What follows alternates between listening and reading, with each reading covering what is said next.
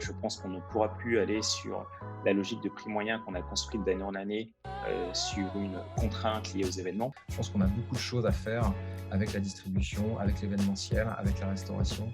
Et honnêtement, moi, je vois plutôt des opportunités qui vont être créées par cette crise.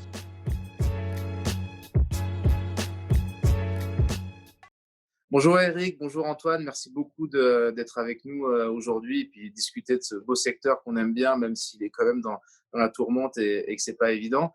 Avant qu'on commence notre échange, je peux peut-être vous demander de vous représenter rapidement pour qu'on situe un peu le périmètre de vos opérations et de ce que vous faites. Eric, je te laisse commencer, tu nous expliques un peu ce que vous faites du côté d'Alboran. Bien sûr. Merci Vangelis pour l'invitation. Enchanté d'être présent avec vous. Donc Alboran aujourd'hui est un investisseur opérateur. Donc c'est une société qui a été fondée par des entrepreneurs passionnés par ce métier. Aujourd'hui, ça représente une douzaine d'hôtels en activité et 3 hôtels en construction pour un total d'environ 1400 chambres. Et notre géographie aujourd'hui, elle est plutôt provinciale, avec quelques actifs sur Paris, mais on est plutôt des acteurs de province. Nous, on a un tropisme très parisien. On est exclusivement présent sur Paris. On a 320 chambres aujourd'hui, tout intramuros. Et on a des projets en province, mais qui sont pas aujourd'hui actifs. Et on est principalement 4 étoiles dans les produits qu'on a. On fait également du 3 étoiles, et puis on fait également de la résidence hôtelière. Comment vous voyez, vous, la prévision sur 2020 en termes de chiffre d'affaires? Parce que nous, on a un peu une fourchette ou un consensus marché qui se situe entre moins 40% de chiffre d'affaires ou moins 60%. Est-ce que vous êtes dans ces ordres de grandeur? Parce que j'imagine chaque semaine, on refait tourner un peu les BP. Eric, chez toi, ça se traduit comment? On est plus proche des -50, voire -60. Voilà.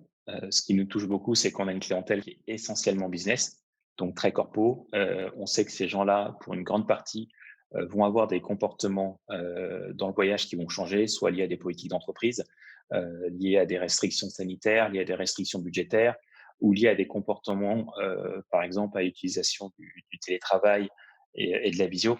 Tout ça impacte beaucoup les déplacements. Bien entendu, il y en reste, mais pour une grande partie, on a beaucoup de nouveaux clients et de moins en moins de clients historiques.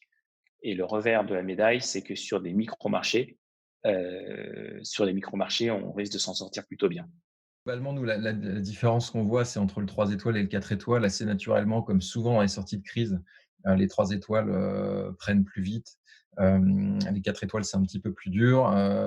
Donc voilà, je pense que -60 me paraît être au moins ça, hein. Ça va dépendre des quartiers, des hôtels, mais voilà. Mais encore une fois, c'est très difficile de faire des prévisions parce que je crois que c'est la particularité de cette crise qui est unique parce qu'évidemment, on a envie d'être optimiste et enthousiaste et il faut l'être, c'est absolument nécessaire, mais on ne sait pas encore vraiment comment se passera l'automne.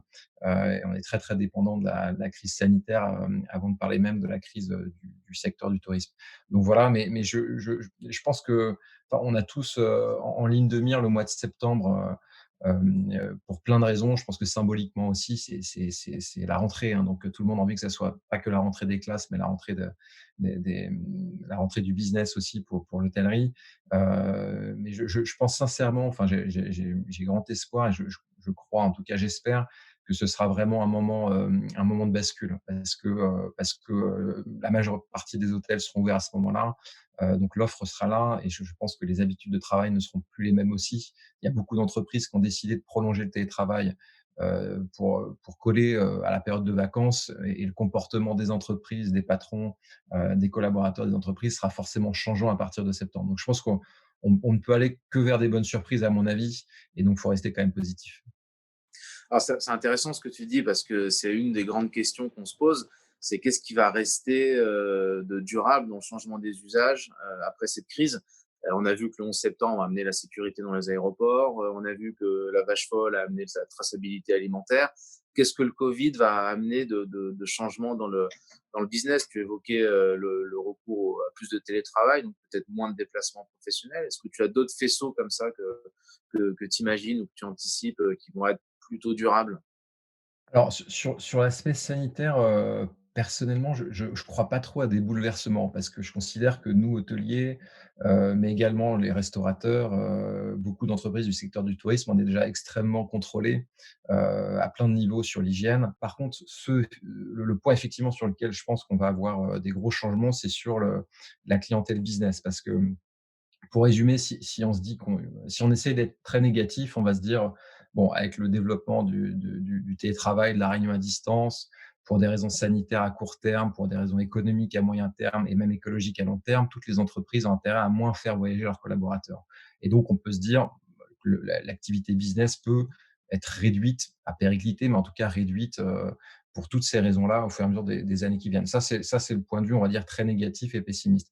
À l'inverse, je pense qu'on peut être aussi très positif parce que le télétravail qui a été adopté à vitesse grand V va amener des nouveaux comportements de la part des employeurs, des entreprises, qui peuvent demain être amenés à se dire: je divise par 4 mon nombre de mètres carrés dans Paris, j'autorise tous mes salariés à aller habiter plus loin et à venir travailler 2 jours par semaine à Paris, je leur paye des chambres d'hôtel pour venir loger à Paris. Je pense qu'on peut avoir vraiment des bouleversements, pas dans tous les secteurs, mais dans certains secteurs, vraiment avec des cadres qui travaillent dans des bureaux.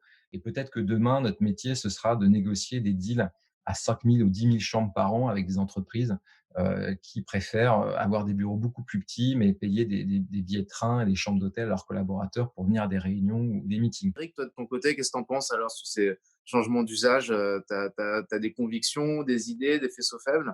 Tu as observé?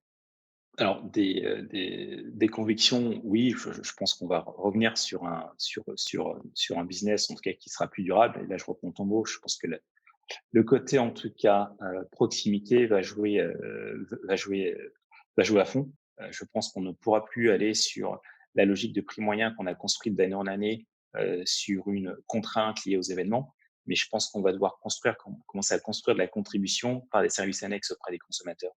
Parce qu'effectivement, ils vont venir pour 2 ou 3 jours et ils vont avoir besoin de se sentir comme à l'hôtel, mais comme à la maison. Donc je pense qu'on va avoir des enjeux là-dessus. Je pense qu'on va aussi avoir des enjeux avec un nouveau type de clientèle, qu'on n'a pas aujourd'hui, que sont probablement les coworkers.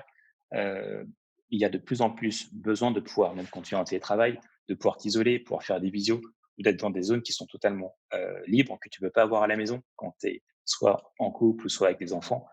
Et c'est important par moment d'avoir un cadre qui soit beaucoup plus adapté en tout cas à une forme de sérénité.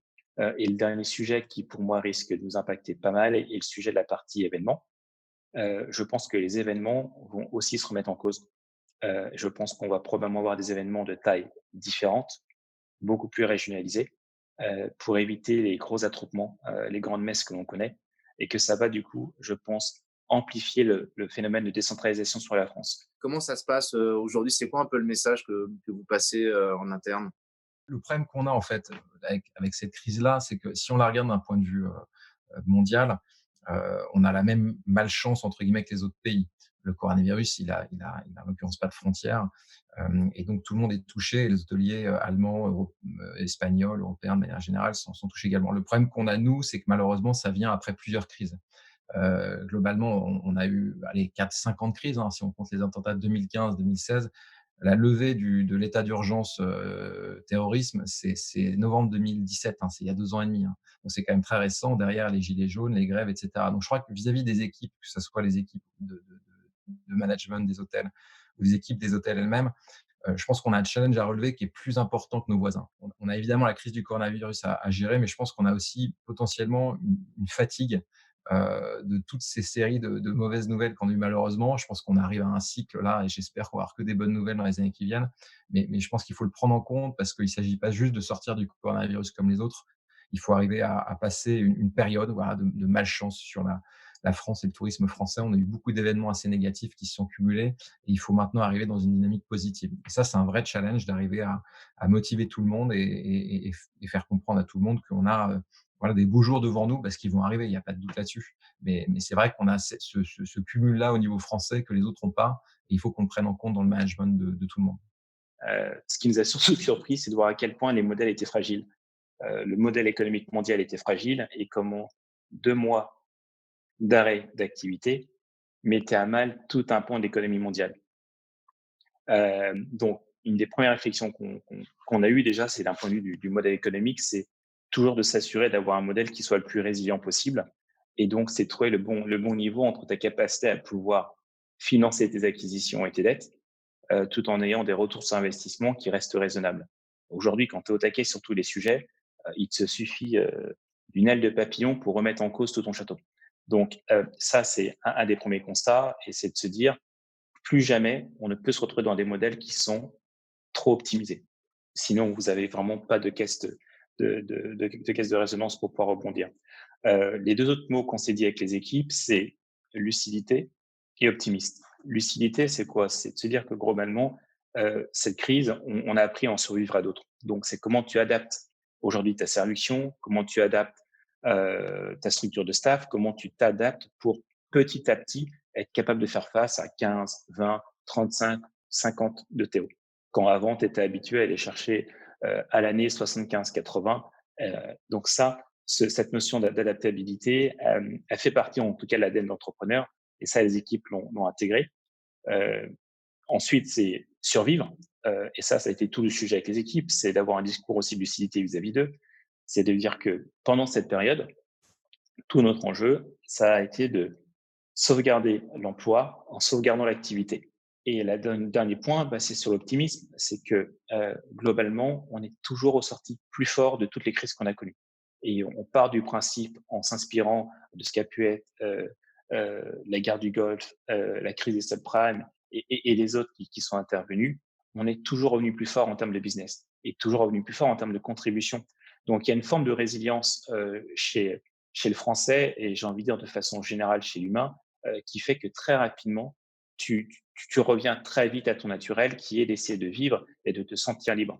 On parlait avant cette crise, et justement, d'ailleurs, on évoque souvent que c'est pas un monde nouveau qui s'ouvre devant nous, c'est un monde qui est passé par un catalyseur qui est le Covid, qui a accéléré des faisceaux qui étaient déjà là et qui étaient déjà en place par le développement durable, de responsabilité sociétale au sens large, mais également d'hybridation. Beaucoup d'investisseurs se posaient déjà la question avant le 15 mars. Est-ce que vous réfléchissez à ces sujets-là? Un des grands sujets qui était là avant cette crise, c'était le F&B, comme on peut rendre du F&B ultra dynamique, comme l'a montré Mama Shelter, comme le montre peut-être The Hoxton à Paris. Est-ce que c'est quoi un peu les réflexions que vous avez Je pense que là-dessus, il y a plein de choses à inventer, à réinventer, mais je pense que tout ça, il est encore un peu tôt pour voir dans quelle direction ça va aller, parce qu'en fait, le chamboulement qu'on vit, c'est pas uniquement un chamboulement hôtelier, c'est un chamboulement immobilier. C'est-à-dire que demain, si le télétravail se développe fortement dans certains secteurs et de manière globale, je pense que l'événementiel, Eric l'a évoqué, mais aura une place importante, parce que les gens auront quand même besoin de se retrouver, que ce soit pour des événements internes ou externes. Mais donc, du coup, est-ce que demain, les hôtels ne peuvent pas être des lieux d'événements plus petits, mais plus simples à organiser?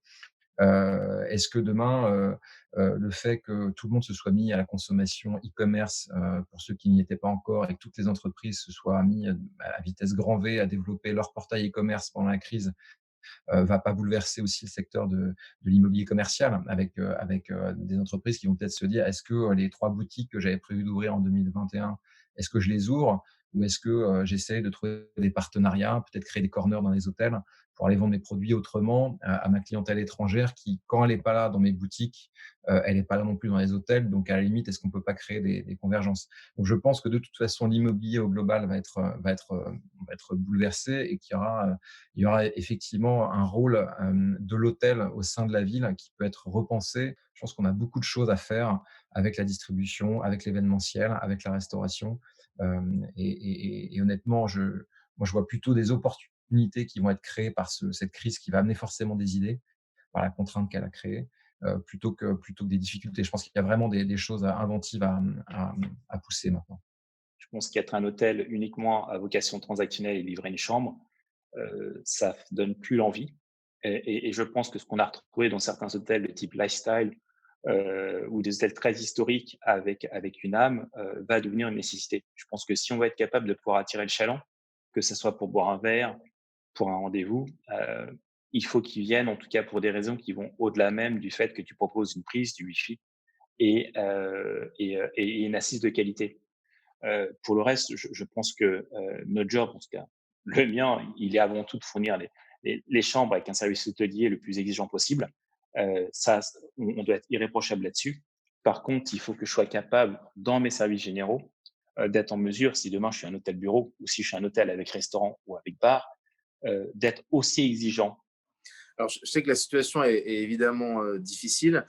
Si on nous projetait un peu sur la partie développement, parce que vous êtes deux groupes qui cherchaient la croissance et qui est dans une dynamique aussi d'investissement et de développement. Euh, Antoine évoquait rapidement tout à l'heure que voilà, ils avaient des projets en dehors de Paris. Toi, Eric, de ton côté, comment ça se passe? Vous regardez encore des sujets? Tu restes malgré tout optimiste à moyen et long terme sur le secteur ou c'est pause totale? C'est-à-dire qu'à partir du moment où on part du principe que l'actif est très bien situé et donc la première des résiliences pour nous, ça reste l'emplacement. La vraie question, c'est de savoir si à 15-20 ans, parce que nous, on est sur des intentions ad vitam, il a du sens. Si ça a du sens, on essaie de voir comment on peut passer cette période de 2 à 3 ans compliquée dans les financements. Mais globalement, tout ce qui était engagé précédemment, on l'a maintenu.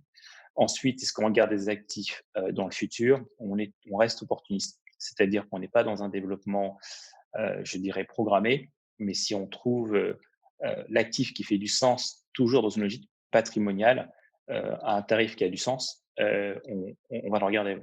Comme que je le disais en introduction, on a 2 casquettes, c'est-à-dire qu'on gère des hôtels et on investit pour notre propre compte au niveau familial, mais on gère également des hôtels pour le compte d'investisseurs particuliers ou institutionnels. Et qu'on accompagne dans des projets de création d'hôtels, de reprise d'hôtels, ou de création de concepts. Donc nous, on a plusieurs projets en banlieue parisienne et en province qu'on regarde avec des investisseurs.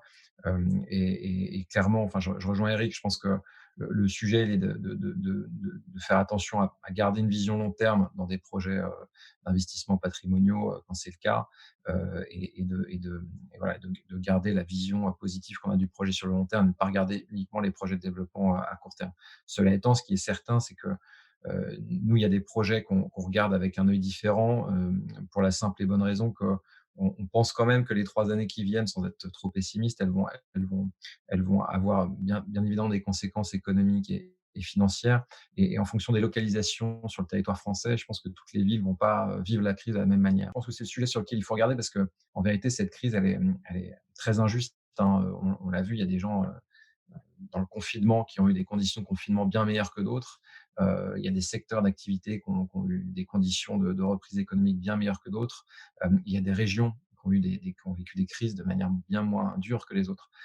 Et je pense que ce sera le cas aussi avec la reprise économique. Je pense qu'il y a des villes, de par leur maillage économique, territorial, qui sans doute sortiront de la crise encore plus fortes et d'autres plus affaiblies. Donc je pense que c'est là où, pour le coup, il faut, dans toute stratégie de développement qu'on peut avoir, être vigilant là-dessus et regarder avec attention les points de force et les points de risque de chaque localisation. Écoutez, merci beaucoup d'avoir partagé vos points de vue avec nous. C'était évidemment très intéressant. Je le redis à chaque fois, mais je m'en fous, je continue à le dire. Je trouve ça extraordinaire de voir que on a des entrepreneurs qui ont ce mindset, parce que souvent on disait que voilà, l'hôtellerie, c'est très résilient, c'est un peu un secteur gâté parce que voilà, ça fonctionne bien, etc., etc. Mais bon, c'est aussi des moments difficiles comme celui qu'on est en train de vivre actuellement. Et franchement, de tous les gens avec qui on a eu l'occasion d'échanger, on retrouve cette même volonté de faire, d'être dans l'action et d'être courageux face à la situation. Donc, je vous félicite et merci beaucoup de nous donner ce bon exemple d'enthousiasme. Et je pense qu'ensemble, on rebondira tous. Merci Antoine, merci beaucoup Eric. Merci, merci Maurice. Merci, Wangelis.